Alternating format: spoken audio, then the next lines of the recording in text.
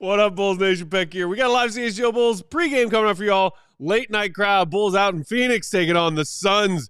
Josh Giddey makes his return after missing a handful of games with the sprained ankle. Also going to touch on Matas Buzelis, the Rook, a little bit. Plus our Bet365 pregame picks. All that coming up next.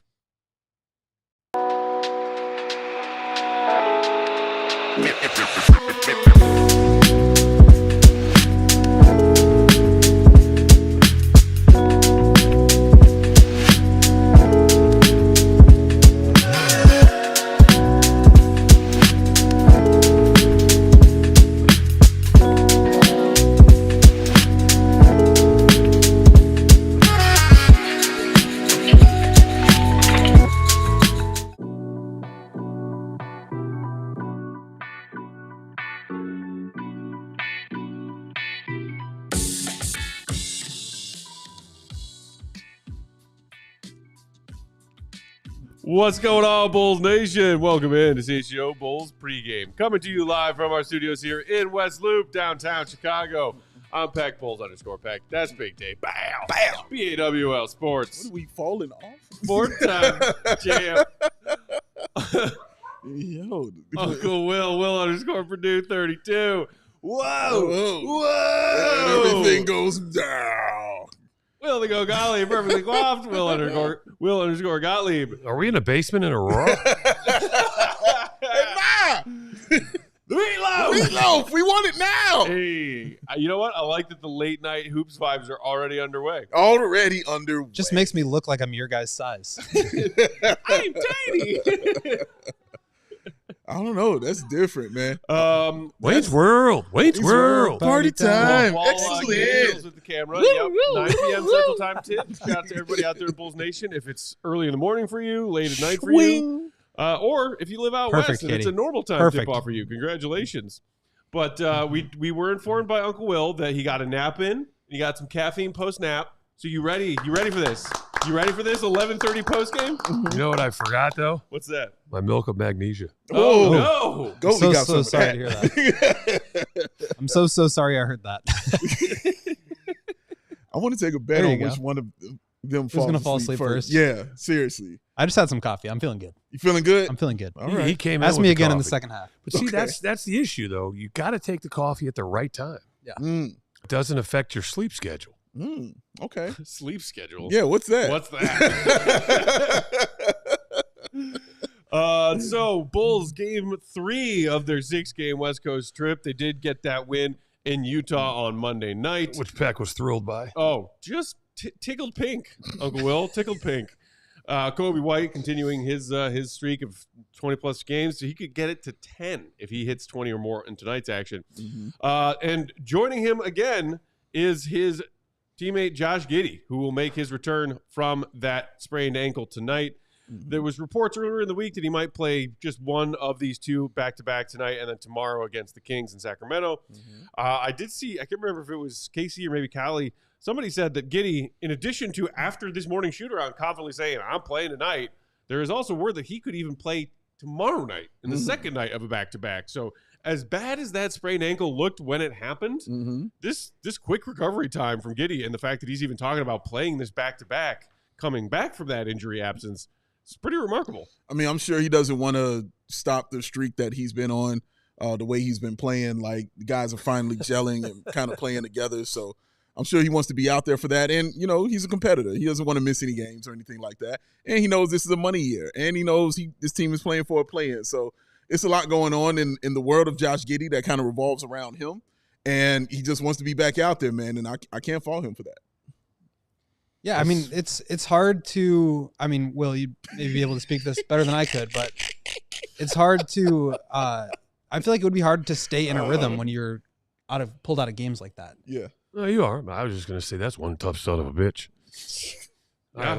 Dude wants to play. I had some coffee, man. Hey, I'm just going to make a statement. Okay. Playing for a contract. But, you know, hey. Yeah. 30 mil. Yeah. Yeah. He is playing for a contract. Also, interesting thoughts here from Giddey via Casey Johnson just about 10 minutes ago. Giddey agreed this is one of maybe the best stretches of his career. He's thankful he was able to return as quickly as he did, but he's not focused on stats. Giddey, quote, Individually, you can do so much, but if it doesn't result in wins, it doesn't count for much. That is my main focus. Okay, that is a true statement. True. You better damn well believe your agent's going to be using those yeah, stats. it's true-ish. You know what I mean? Like, yeah, you're not lying, but come on, dog. You know, you doing this while you're, almost averaging a triple-double while shooting over 50% from three is something that he can take to the table when it's time for negotiation. So, no, please keep on your hot streak. Keep doing your thing. He's been playing incredibly well. The team enjoys playing with him. It's funny because I think the Bulls also winning both of these games without Josh Giddey maybe played into that as well. But the person that's actually made the biggest adjustment is Kobe. So think about how, because there, in my opinion, Kobe had accepted the role as the primary ball handler. Yeah. Kobe had prepared himself for this season. Remember what he talked about at the end of last year? He just says, I'm exhausted, and he wasn't as hard as he works, even he admitted, and rightfully so. And this is what you love about Kobe and Io and Matas, is when they're honest with us, but they're also honest with themselves about, we all want that, but do you really know what that entails? What it takes mentally and physically to play that many minutes every single night? Right? And now Kobe knew, so he had to change his preparation. And now remember, he used to be a rhythm guy. He was in the gym every night, 8, 9, 10 o'clock, getting up 200 or 300 extra shots. Realized I can't do that. Threw him out of his rhythm. Last year he struggled. This year, I think there was a correlation between his struggles and making Giddey the primary ball handler. I think that's right. And now there were some whispers that it aggravated him a little bit. He never said that, and he never made it public. But the thing I love about it is he adapted, he figured it out, and now he's back on being the Kobe White that we love and want to see every single night. And I think that says a lot about him, as a player, because it just to take this full circle. Everybody talks about what KD added to the Golden State Warriors, but who gave up the most for KD's benefit and for the benefit of the team? Steph Curry. Yeah. But I think actually Kobe did. I mean, he never said explicitly, like, I'm unhappy with my role, but he said on multiple occasions that it was a difficult transition for him, and to be like jerked back and forth between roles throughout his whole career. I think that took a toll on him emotionally, but to his credit, has found a way to be productive no matter what that role has been. And now without Zach LaVine in the lineup, now he's kind of stepping into more of that Zach LaVine primary scorer, not necessarily primary on-ball guy, but it's suiting him well. And you're seeing the results of that, right? 9 straight games of 20 points or more. And he has a role. He's fit. He's finally has a place to fit in because, since he's been here, he's been the bench guy. He's been the starter. He's been the point guard. He's been the 2 guard. Like, he's been a bunch of things for this team, man. And now since this All-Star break, he finally has a role carved out for him on the floor. And I think that's what also gives you confidence. And I think the best thing about what he's done is his ability now to identify a good shot, or to identify when to take the 3, or when to put it on the deck, when to shoot the mid-ranger, when to take it all the way to the rim. Yeah. I think he, at game speed, it's easy to talk about it post-game when you're looking at film. Oh, man, I should have taken that all the way to the rim, or I should have done this. But now I love how just the vision that he plays with, his head's on a swivel, as coaches love to say, and he's making really good decisions with the basketball. An interesting wrinkle, as you guys are talking about, whether it be Kobe or whoever else, knowing their roles on this team and feeling comfortable in them. Josh Giddey is active tonight and is clearly confidently talking about playing. I think I also saw, according to Billy Donovan, should be good for 30, maybe even north of 30 minutes tonight. Giddey has started all 60 games he has played for the Bulls this season.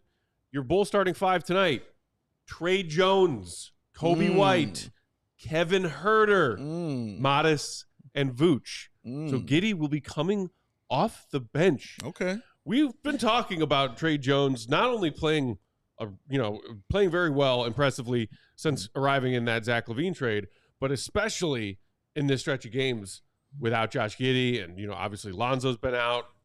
They lose for the season.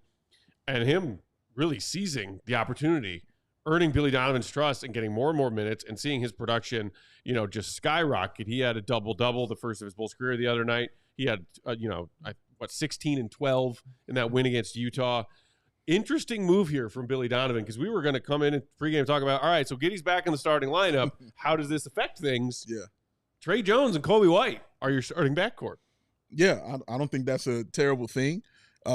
He found some comfort in those guys, and he wants to ease his starter back in, so he's doing it the same way he did with Vooch and Zach Collins. Just give him a game, you know what I mean, and then see what he does, because he's going to be out there for, like you said, like 30 minutes. So, yeah, I don't think it's a bad decision. Just want to upset the apple cart or disrupt the chemistry those guys might have Which now. I found interesting, especially with an ankle injury, because when's he going to be his loosest and most effective is right after warmups.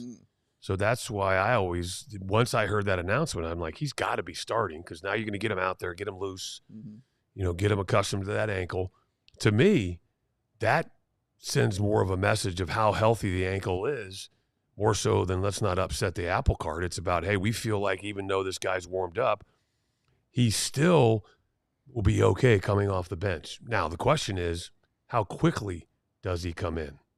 And there's got to be I know there's a predetermined number in Billy's head, quite honestly, about let's see how this game goes. If they get off to a slow start, it could be 90 seconds.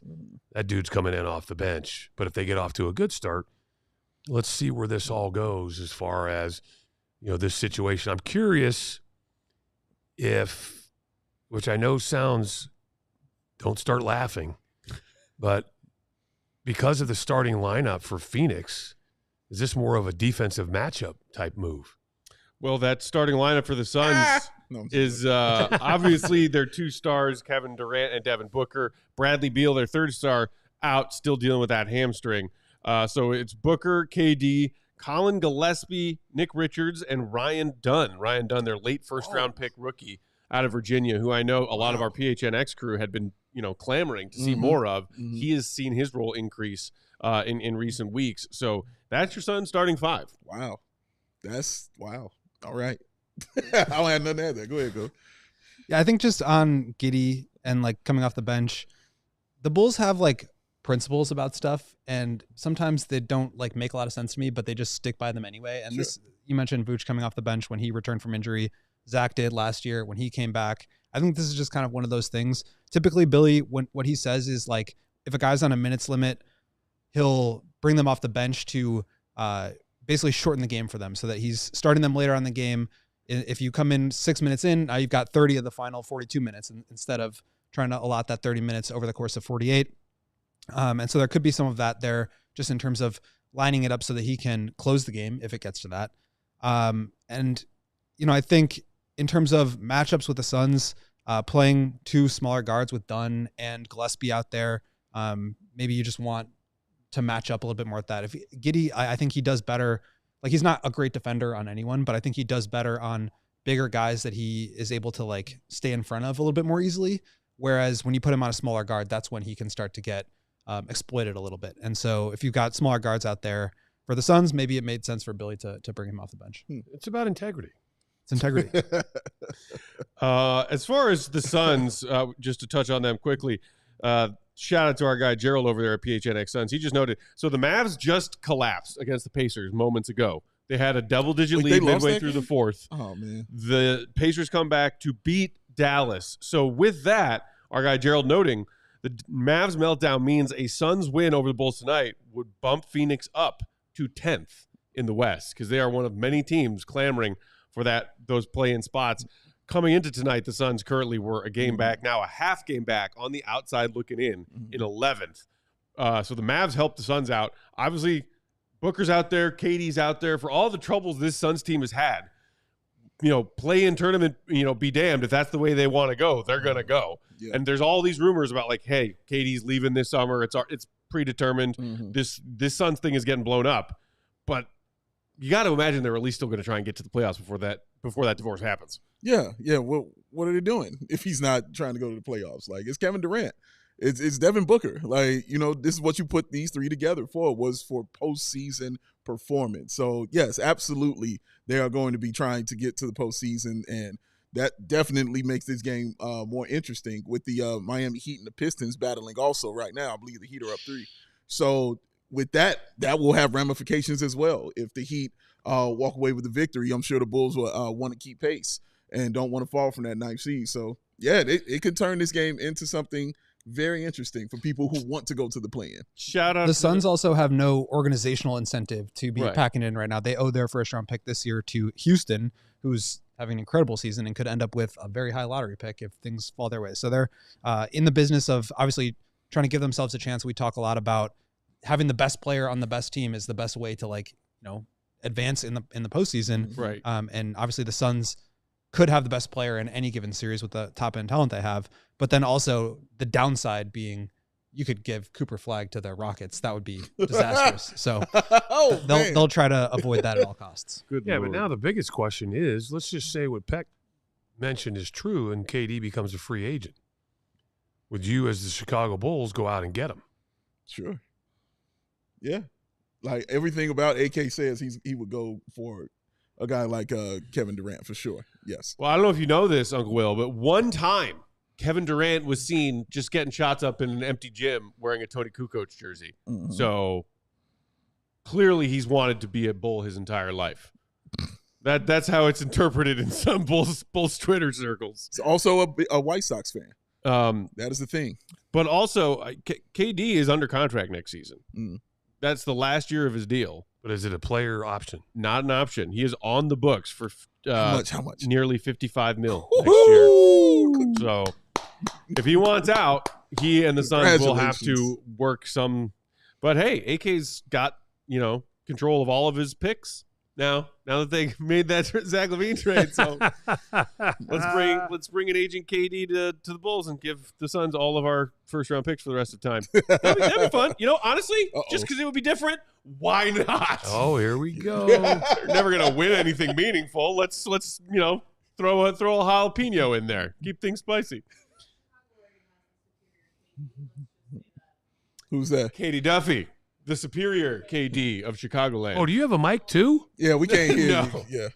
That's why I relayed the I can't hear you. You don't have a microphone. We're just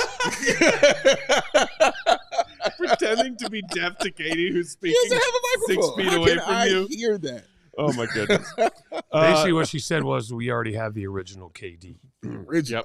Yep. So shout out to our guy French Bulls fan in the comments who said, I want to see Matas on KD again. We did see Matas D up Kevin Durant in that Bulls Suns game from about a month ago, I believe February 22nd. The Suns eked out a close one, 121 and 117 was the final.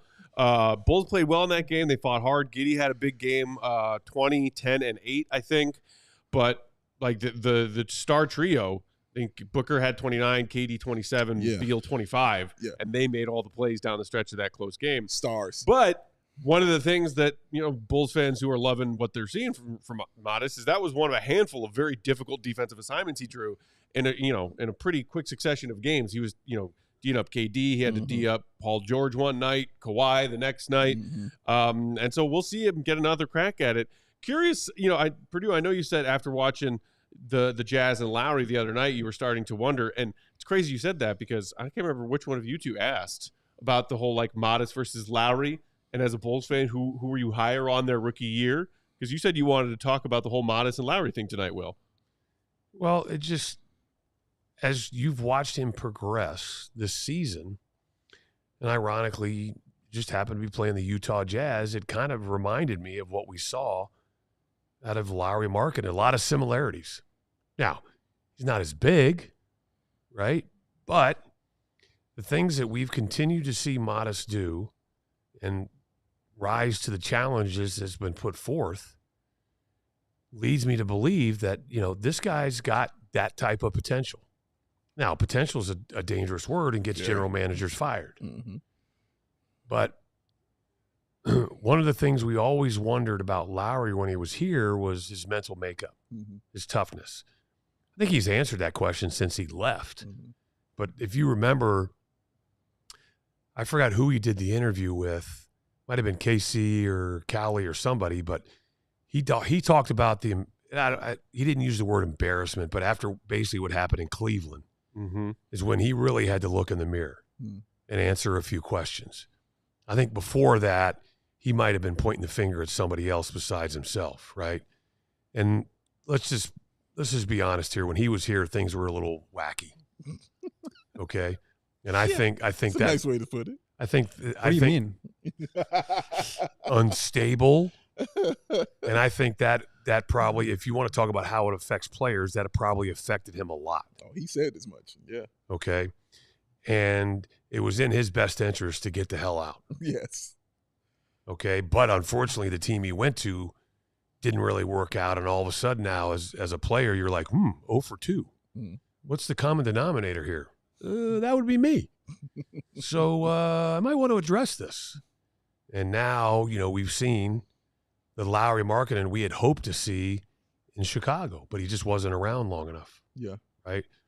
We saw enough from him consistently to know that he could be that type of player. I personally believe that I've seen enough in a short period of time from Matas Buzelis that maybe he's not an all-star ever, but I think he's a guy that has a lot of Lauri's traits. Mm-hmm. Now, part of it is he's just got to become a better shooter. Sure. Mm-hmm. But I think just the aggression, his ability to put the ball on the deck, his ability to get by guys, his ability to get to the rim, his ability to finish, it reminds me a lot of Lauri, because we knew who Lauri was coming out of Arizona, but you never know what you're going to get when a guy that's only been in college 1 year, unless he's a Cooper Flag. And those are 1 every 10 years. Yeah. Right?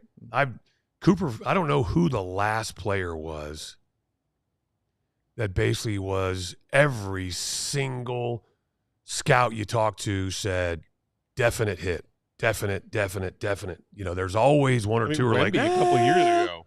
I guess there were a couple of doubters and skeptics on Wemby, but Well, he had also played professionally. I mean, I think Right. the point with the college players is that it's tough to project that into a professional setting. And Yeah. So so Zion was that dude for sure. Zion, I mean, there's guys. Cade, yeah, but there were even some Cade doubters, was though, like- with Zion, more about his health than anything else. But He likes snacks. you saw who doesn't? sounds like a commercial. Zion, he likes it. No, wait a minute. That's Mikey. I'm sorry. Mikey. But I keep seeing, because what's the most consistent thing you're going to get from any rookie? Inconsistency. Mm-hmm. But what I do like is how he keeps rebounding consistently on how he's playing. Now, this last little stretch, we're like, Rebounding from a rough night with a better effort as opposed to like grabbing rebounds. well, both actually. Right. But more of wanted a- to clarify which one you meant. Productive evening, because this last little stretch, we're like, he might have hit the wall. Mm-hmm. But he's found a way to figure it out and to respond. Yeah. How about that? How about respond There you instead go. of rebound? Yeah, 'cause right? I thought he gave a really solid, solid effort, solid night in the game against Utah on Monday. Oh, it was, and that was that. Just happened to be against Utah, but that one move where he went between the legs, went by the guy, finished at the rim. Mm-hmm. He had that other take from the top of the key where he, shook his defender right, went to the left, and then had that adjustment in the air after going up with like the force of maybe dunking it, and then he switches to the left and finishes. So that's something, I don't know if you guys ever knew this, but I remember watching an interview with Dr. J. Mm-hmm. I'm not comparing Matas to Dr. J. Dr. J always said, you never go to the rim with 100% effort. Because he said, if you go to the rim with 100% effort or you commit 100%, you can't change the shot. Once you've done that, you're screwed. If the defense sets its sights and gets set, there's nothing you can do. He always talked about, I always attacked the rim on 80, 85% effort so that if I went up in the air, now I still had energy to be able to change my shot midair. Mm-hmm. Now, that's a specific skill set. That's what I was about to say, Will. That's how you end up exactly with what I was about to highlights say. where you're going up on the right side, bringing it out of bounds and yeah. over the Yeah, basket. I was just Not And that's everybody what I'm can do saying. that one. But that's my point is though you're starting to see Matas adapt Mm, to the speed of the game I agree. consistently. Mm. But that's also, he could go, like you said, he played well against Utah. He could go out tonight and lay an egg, but then as a former player, I'd be like, that's a rookie for you. Mm-hmm. But it's not because of lack of effort. All right. Shout out to Sean King, reminding all of our fellow beloved Bulls fans to hit that like button if you're hanging out with us on YouTube. Before we get to our pregame picks, just to kind of put a button on the Lauri and Matas comp, I did it by per 100 possessions because Lauri, obviously, in case we all forgot, because it was forever ago now. He started every single game he played for the Bulls his rookie year, all 68 of them, and averaged nearly 30 minutes per game. Matas' story, obviously very different. So, but when you're looking at it per 100 possessions, there you see the numbers. Lauri still clearly a bit ahead of Matas, even though they're nearly identical overall field goal percentage. Lauri also a more robust 36.2% from three, nearly identical at the line. Lauri has Matas beat on boards. You see the one edge, of course, you might not be surprised to see is a Matas, a much more, block threat than Lauri ever was or is. Productive defender. Yes, exactly. No The curious thing about it, those are per 100s. I also looked at Matas' numbers since he became a starter, which is now a 17-game sample size.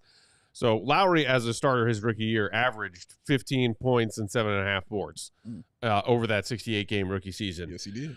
Matas, in 17 games, he is at 12.1 points, 4.4 boards, 2 assists, nearly a block per game. But his shooting splits have this giant eyesore, which is that since he became a starter, Matas is shooting 25.5% from three. Maybe that's fluky. Maybe it's trying to handle all of the things that have gone into this role change. Maybe it's the rookie wall that Perdue was referring to, because kind of coincided with you getting to that point of a season where you oftentimes see rookies hit that wall, and Lauri becoming Matas becoming a starter, and that shooting, has fallen off. He did hit 1 or 2 on Monday night, as I recall. Yeah, he did. That one that was after a great sequence of ball movement from the Bulls half-court offense. But yeah, so work to be done for Matas. Doesn't mean we can't still be encouraged by what we're seeing from him in his rookie year. Yeah, I think, they're different positionally in terms of like their skill set. Lauri much more of like a stretch four, and Matas, I think, has the potential to be able to do a little bit more. I do think that this change in role for him, not only in terms of just how much effort and like how much it can tire him out, but I would imagine, and Will, maybe you can speak to this, it's a lot harder to get away with a lot of the same stuff when you're doing it in 25 minutes per game as opposed to 10. Like as a shot blocker, you're probably going a little bit harder after it when you only have 10 minutes and you have to, you don't have to worry about fouling as much.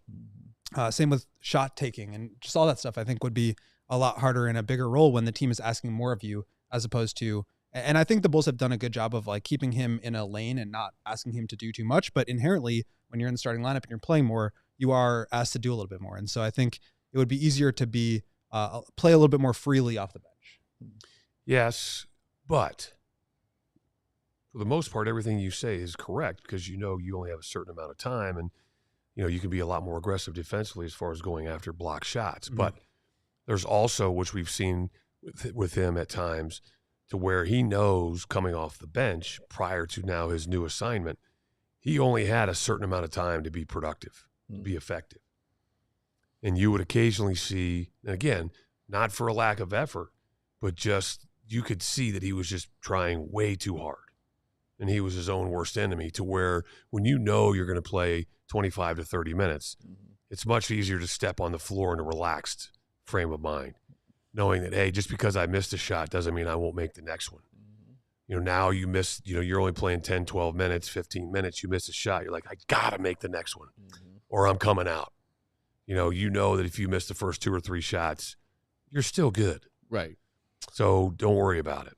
All right. Before we get out of here, let's get to our pregame picks for tonight's Bulls-Suns game. Pregame picks brought to you by Bet365. Use code CHGO365 when you sign up. Whatever the moment, it's never ordinary at Bet365. Brag. Uncle Will, you wanted to toss one of our picks for tonight in there, and picking things that Josh Giddey does well in his first game back. You're taking the over on combined assists and rebounds for Giddey tonight that was set at 14.5. Yep, because I can see him, in my mind, getting 7 or 8 rebounds and 7 or 8 assists. Pretty easily. Yeah. That's what Josh Giddey does. And even if he's coming off the bench tonight, I think that's still very doable. Minus 115 odds there. Also, sort of like a partner bet with that one that I was thinking of. Vooch's over-under on rebounds tonight is 9.5. Why not go with the under on that one? Because you saw post-trade deadline and with the increase of Josh Giddey's role, you got Giddey out there getting minutes. Vooch's boards numbers have kind of started to trickle down a little bit. You can get Vooch under 9.5 at -150. And a couple of others that I like tonight. Trey Jones, obviously big game. He's going up against his brother Tyus Jones, older brother, who's been in the NBA a long time as well. Trey Jones over 16.5 combined points and assists.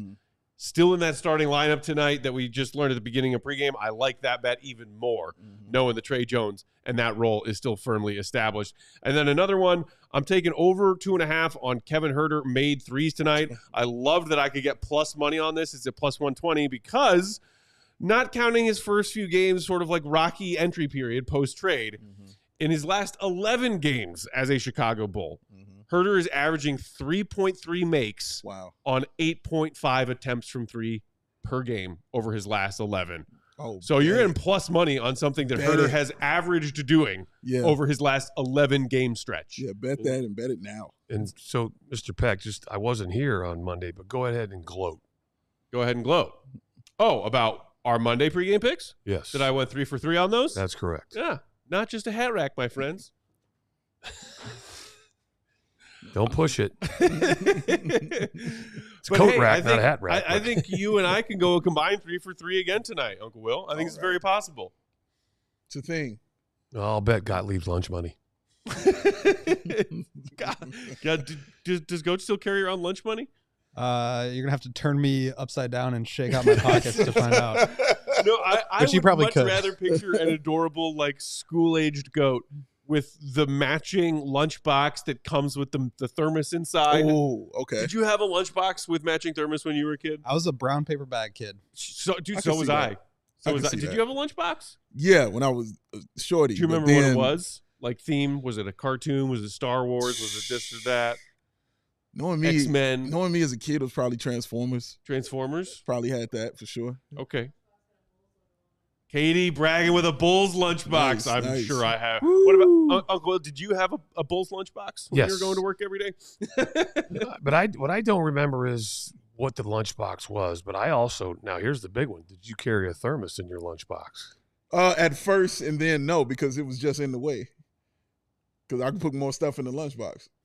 I knew I was going to get some milk or some water when I got downstairs, you know? Right. Especially, I- if you I had had to- those little half pint size Yeah. school like milk cartons. Yeah, you know. Yeah. Unless No, it was something it's like special. Three sips of milk. I was getting two of them. I went with. I had the thermos too, so I was rolling, baby. Yeah, I left the thermos at home. It was in the way. Yeah, It was in the way. the built-in matching thermos is always like a solid brag. That's a solid It is. flex. Yeah. I don't think I ever had one So of those. that brought up something for me. I'm curious about. I know he was a brown bagger, Mm-hmm. but now that you're grown up or getting there, Still getting there. do you like when your food comes together on your plate, or does that freak you out? When it touches, Yeah. I don't mind it at all. Some people get really icked out by it. Yeah. Yeah. And encourage also, it. Yeah. Goat's a big bring my dinner to the office guy on game nights. Mhm. You know, some of us also do that, but he's like very consistent with it. And the Tupperware this guy's rolling in here with y'all is grown-up material. I got a lot of mismatching Tupperware. It drives me Glassware with the crazy. fancy, I wish it was like, all super organized. seal and fit. snap closed tops. Don't and- sleep on Katie though. She was in here like that the same way, man. Yeah. It's impressive. There It's you go. impressive. Damn. I like salad. If Goat wants to eat a salad, he can eat a He salad. can eat a salad. He can have a salad. I agree with you, Katie. Salads, generally speaking, are dumb. But I did Salads tell are you I dumb. would eat asparagus for dinner last night, Dave. You did. And I did. I did eat some asparagus. I had a vegetable last night. Oh, just proud to of update, it's a tie game between the Heat and the Pistons, 113. 5 seconds left in the fourth. Come on, Heat! All right. So, as you all know, I like to call Matt out periodically. If you weren't Sure. at It dinner, is your jam. Yeah. if you weren't at dinner with your parents and they were buying, would you have gotten asparagus? Maybe. Maybe not. Just say no.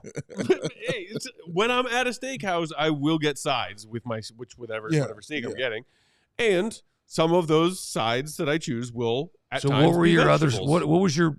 What was your entree last night? Did you go steak? Yeah, I got a 12-ounce filet mignon. Okay. And then Relax. what were your sides? We got asparagus. Right. We got some grilled potatoes. Nice. that were very, very nice. Then we also, for starters, we had some garlic fried shrimp. We had That's a vegetable. Garlic. yeah, shrimp is basically a vegetable. Yeah, but he did. Garlic That's is a good vegetable. though, man. That's. I mean, you know. We had calamari. That's a vegetable. I mean, I'm sure you Fried- know this. Fried, yeah. But when you talk about the protein punch for the size of something, shrimp has some of the biggest amounts of protein. The old CTP, There you go. calorie to protein ratio. That's right. There you go. Statistician over here. There you I'm go. sure that's what Peck was thinking about I'm when sure he ate that's what that he was third thinking. shrimp. Anybody Needed want that? more No, I'll protein. take it. Oh man. Did you go with the dessert?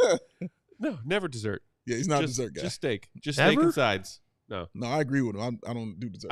I'll usually do seafood apps, steak entree Mhm. with a couple of sides, some starches, some veggies. Was the asparagus good? Not it was fine. It's not asparagus season. All right, let's watch the Bulls. Let's watch the Bulls.